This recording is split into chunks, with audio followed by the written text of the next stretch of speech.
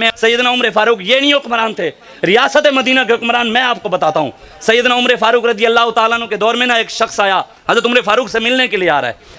اب وہ چلتے چلتے جب آیا نا مدینہ کی حدود کے پاس تو رات ہو گئی، اندھیرا ہو گیا۔ اب اس نے وہیں خیمہ لگایا، خیمہ لگا کر آگ جلائی، اس کے ساتھ اس کی بیوی بھی تھی، وہ پیٹ کے ساتھ تھی۔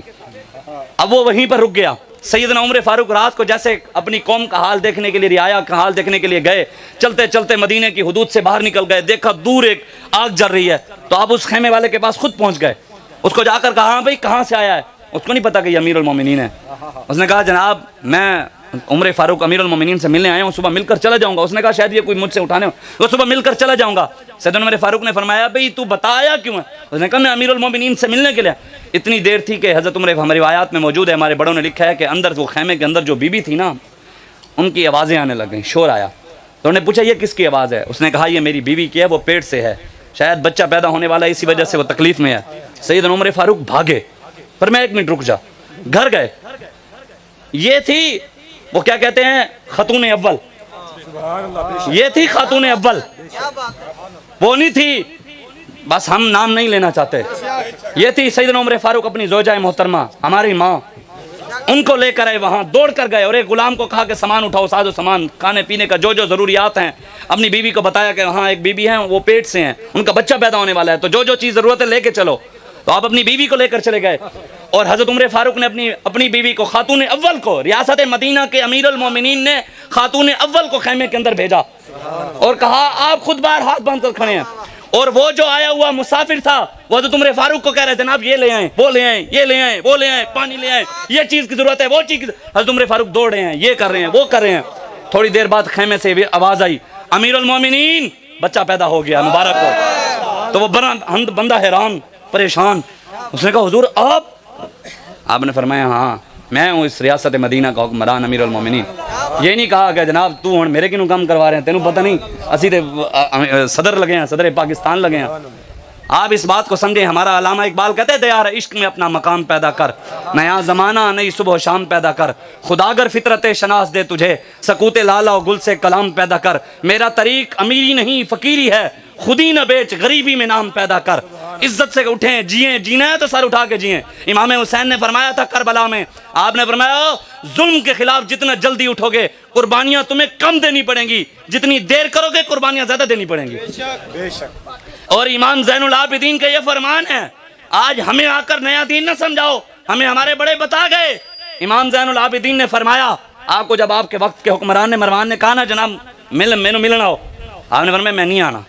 انہوں نے کہا میں تانوں طاقت ہے میرے پاس، میں اٹھوا لوں گا، اسی تے تواڈے جڑے نا وڈیاں نو بھی چکوا لیا سی، بلوا لیا سی، اسی تے انہاں دے بھی نعوذ باللہ امام حسین کو بھی شہید کر دیا تھا، اسی تانوں چکوا لیں گے۔ آپ نے فرمایا یہ موجود ہے ہمارے بڑوں نے لکھا ہے، امام زین العابدین نے فرمایا اگر اللہ کے نیک بندوں کے دروازوں پر حکمران چل کر آئے نا، یہ اللہ کے نیک بندوں کے لیے عزت ہوتی ہے۔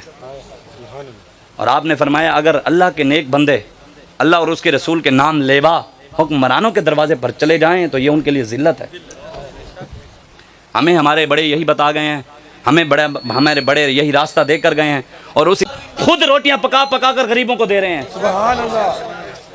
آپ جا کر دیکھیں نا کون تھے ہیں نا، پھر ویکھتی ہی نا چورن ہوئے، پھر انہیں ڈکیٹن ہوئے، اے بھی بیٹھن وہ جناب فلاں ہو گیا جی فلاں ہو گیا، ان کو تو نہیں دکھایا جن کے سارے کے سارے گھر ڈوب گئے، یہ بچیوں کو نچوا رہے ہیں، بیٹیوں کو نچوا رہے ہیں۔ وہ کہتے ہیں جی فلاں کے جلسے میں بیٹی گئی عمران خان تے نہیں کیا نچ، وہ تے خود نچ رہی سی۔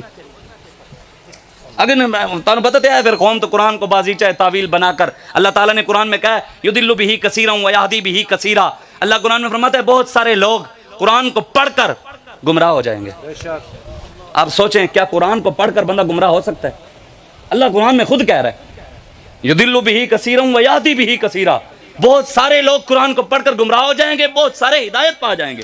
ہدایت کون سے پائیں گے؟ جو داتا علی حجویری کے نقش قدم پر کھڑے ہوں گے، جاؤ محمود غزنوی کے نقش قدم پر کھڑے ہوں گے، صلاح الدین ایوبی کے نقش قدم پر کھڑے ہوں گے۔ ہمارے بڑے یہ تھے، بتائیں نہیں وہ میں سوال کر رہا تھا، آج اگر پیر میرعلی شاہ صاحب ہوتے، حضور داتا علی حجویری ہوتے، حضور غوث اعظم ہوتے، بہاؤ الدین زکریا ملتانی ہوتے، شاہ سلیمان تونسوی ہوتے، حضرت سلطان بہو ہوتے، یہ سارے بزرگان دین ہوتے، بتائیں نواز شریف کے پیچھے کھڑے ہوتے؟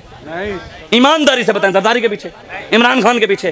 ہاں یہ ضرور ہوتا، یہ اسٹیج پہ وہی بیٹھے ہوتے، ہم بھی کسی نکر میں کھڑے ہو کر ان کے ساتھ نعرے لگا رہے ہوتے، ہم بھی کسی جگہ پیچھے کھڑے۔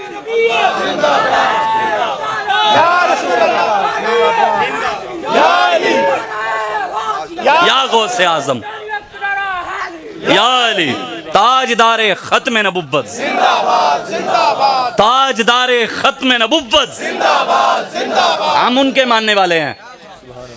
حضرت مولانا جامی رحمت اللہ علیہ آپ فرماتے ہیں کہ جب اندھیرا ہوتا تھا نا، اندھیرا، تو امام حسین رضی اللہ تعالیٰ نے جب تشریف لاتے تھے نا اندھیرے میں، تو آپ کے جو